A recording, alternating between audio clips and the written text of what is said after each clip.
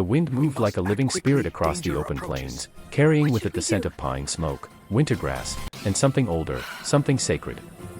The Lakota camp lay quiet beneath a wide amber sky, lit by the dying sun, its teepees arranged like silent watchers of an ancient world.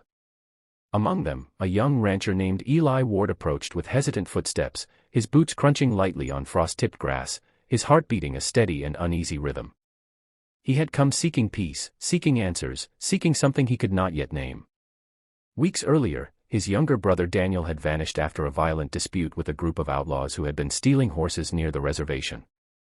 Eli tracked rumors, footprints, and whispered stories across dry riverbeds and moonlit ridges until the trails led him here, to the Lakota warrior woman called Akachita Win, known among her people as She Who Stands with Thunder. She was feared, respected, and spoken of in reverent tones as someone who protected not only her own, but the balance between the seen and the unseen. As Eli approached, he saw her standing near the edge of a ceremonial fire, her long black hair braided with eagle feathers, her eyes reflecting the flames like two stars stolen from the night. She did not turn to look at him, though she clearly knew he was there. "You have come for answers," she said, her voice steady and ancient, as though she had spoken long before the world learned speech. Eli swallowed hard, removing his hat as was proper. "I've been told you saw my brother. Please. I need to know where he is." For a moment, silence stretched, carried by the sound of distant drums, slow and steady, like the heartbeat of the earth itself. Finally, she spoke. "Your brother came here seeking something he did not understand. He crossed a boundary between the living and the lost." Eli's brows furrowed, confusion and worry twisting inside him. "I don't understand. Is he dead?" Akachita Win finally turned to face him, and the depth of her gaze forced Eli to hold his breath. Her eyes were the eyes of someone who had stood in storms no man could survive, eyes that had seen death and refused to fear it. "Not dead," she whispered. "But not free." Eli stepped closer, desperation pushing him forward. "Where is he? I can bring him back. I'll do whatever it takes." She studied him quietly, then bowed her head as though choosing her words from among many painful truths. "Your brother followed a spirit horse. A stallion born under the ghost moon. It appears only to those who are lost, grieving, or carrying a wound they hide from themselves." Eli felt a pang deep in his chest. Yes, Daniel had been grieving their mother's passing, but Eli had not realized how deeply it had cut him. "If I find this horse, I find him." Akachita Win's jaw tightened. "If you find the horse, it will know you. It will test you. And if you look into its eyes, truly look, you may not return either."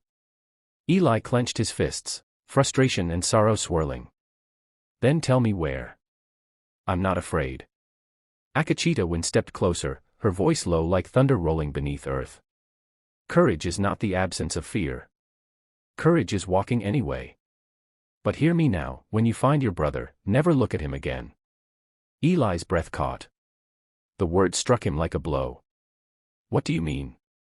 Her expression softened, not with pity, but with truth heavy enough to break bone. "Your brother is not the man you remember. The spirit horse does not lead the lost back unchanged. The veil between worlds marks those who cross it. If you look into his eyes again, you will see death. And death will see you."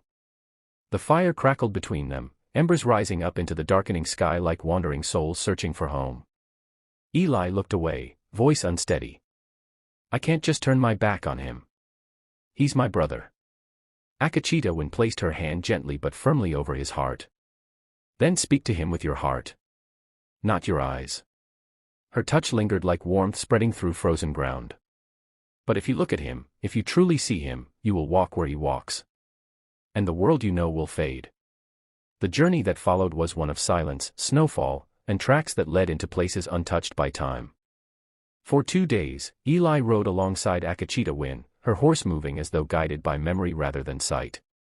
They crossed frozen rivers, passed stone cliffs etched with ancient symbols, and entered pine forests where the air felt thicker, heavier, filled with whispers that were not wind.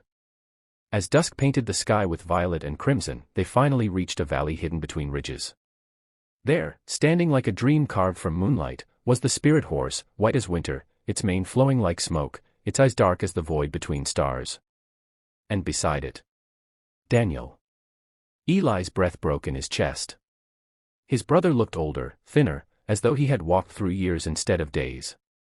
His clothes were tattered, his skin pale, and a strange calm surrounded him like mist.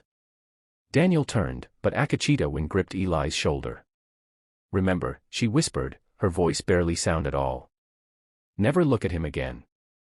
Eli kept his gaze low, focusing on the ground, on Daniel's boots, on anything but his face. "Daniel," he said, voice cracking. "I came to take you home." There was a pause, and then Daniel's voice, soft and broken. "Home? I don't know if I still have one." Eli's heart ached, but he kept his eyes down. "You do. Mom would want you back. I want you back."